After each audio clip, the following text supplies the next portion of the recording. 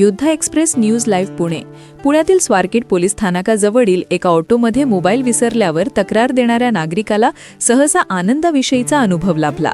Cyber सुरक्षा तज्ज्ञ संग्राम केंद्रे यांच्याद्वारे घेतलेला फोन कॉलानंतर रिक्षावाल्याने फोन हातात घेतला आणि पोलीस स्थानकात येण्यास सहमती दर्शविली. परिणामी तौसिफ जमादार, जे कोल्हापूर जिल्हा कार्य अध्यक्ष योद्धा हेल्पिंग फाउंडेशनशी संबंधित आहे, त्यांचा मोबाईल परत केला गेला. या घटनेचे प्रमुख ठिकाण स्वारगेट पोलीस स्टेशन जवळचा भाग असून येथे प्रवाशांच्या मोबाईल फोन चोरी होण्याच्या अनेक घटनांनंतर नागरिकांमध्ये दक्षतेची भावना निर्माण झाली आहे. ऑटोमध्ये मोबाईल विसरल्याची तक्रार देतानाच संग्राम केंद्रे यांच्या सायबर एक्सपर्टने वेळेत फोन करून रिक्षावाल्याशी संवाद साधला, जे पोलिसांच्या सहकार्यामुळे अत्यंत कार्यक्षमतेने मोबाईल परत मिळण्यास मदत झाली. तौसिफ जमादार कोल्हापूर जिल्हा कार्य अध्यक्ष व योद्धा हेल्पिंग फाउंडेशनचे सदस्य आहेत, ज्यामुळे हा मोबाईल त्यांच्या कार्यक्षेत्रावर मोठा महत्त्वाचा ठरतो.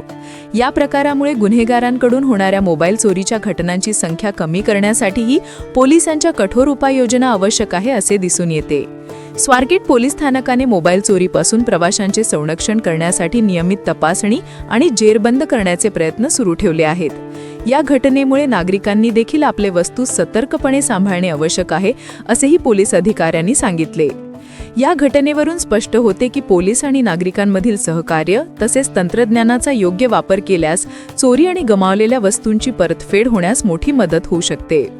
कौशिक जमादार यांनी मानले आभार. संग्राम केंद्रे सायबर एक्सपर्ट, स्मिता सीताप महिला पोलीस हवालदार, प्रभाकर सोनवणे पोलीस हवालदार, कोमल खांदवे पोलीस हवालदार, स्वारगेट पोलीस स्टेशन व त्यांच्या स्टाफचे आभार मानले. आभार. योद्धा एक्सप्रेस न्यूज संपादक श्री प्रकाश दंडगव्हाळ, पुण्याहून.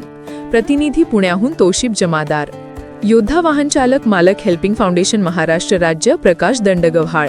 तुम्ही काय बोलणार आहात? सर, स्वारगेटून येत असताना सरांचा मोबाईल हरवला होता, पहिली गोष्ट. मग त्यानंतर सरांनी ते योद्धा संघटनेचं कार्ड दाखवल्यानंतर सर्व पोलिसांनी यांचा मोबाईल ट्रॅक केला, कुठं आहे काय नाही. मग काय ऑटोवाल्यापाशी होता, तो ऑटोवाला आणून दिला तर योद्धा संघटनेमुळे. आणि आता आम्ही आहोत इथे एका थांबलो आहोत कोल्हापूरला जाताना, एका हॉटेलवरती गाडी थांबलेली आहे. मग इथं लूटमार चालू होती.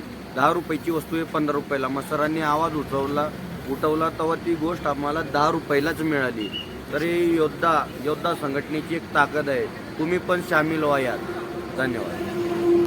येत असताना सरांचा मोबाईल हरवला होता, पहिली गोष्ट.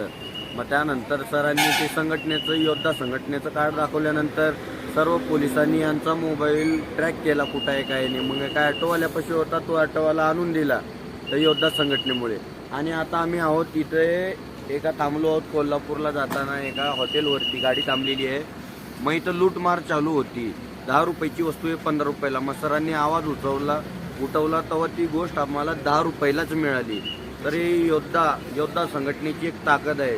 तुम्ही पण सामील व्हा यात. धन्यवाद. भाई, ते बहुत अच्छा व्हिडिओ बनाता सर. तुम्ही चला, गाडी आली काय? चला. जयसारथी जयोद्धा.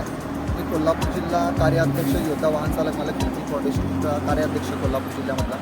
तर मी कोल्हापूरमध्ये पुण्यामधून स्वारगेटपासून कोल्हापूरमध्ये येत होतो. तर माझा मोबाईल रिक्षामध्ये एका हरवला आणि हरवला असता तो मोबाईल सायलेंटमध्ये असल्याकारणाने फोन मी 2-3 वेळा लावला दुसऱ्या मोबाईलवरून. तर माझा फोन तो उचलला गेला नाही. तर मी जवळच्या पोलीस स्टेशन स्वारगेट पोलीस स्टेशनमध्ये गेलो आणि तिथल्या स्टाफना, तिथल्या पोलीस अधिकाऱ्यांना मी भेटलो. तर त्यांनी मला सायबर एक्सपर्टकडे पाठवलं. तर त्यांनी लगेच माझी ट्रीटमेंट विचारायसाठी चालू केली. तर तिथल्या जे सायबर एक्सपर्ट होते, सचिन काहीतरी नाव होतं तिचं, त्याचं नाव एकदम त्यांनी सांगितलं.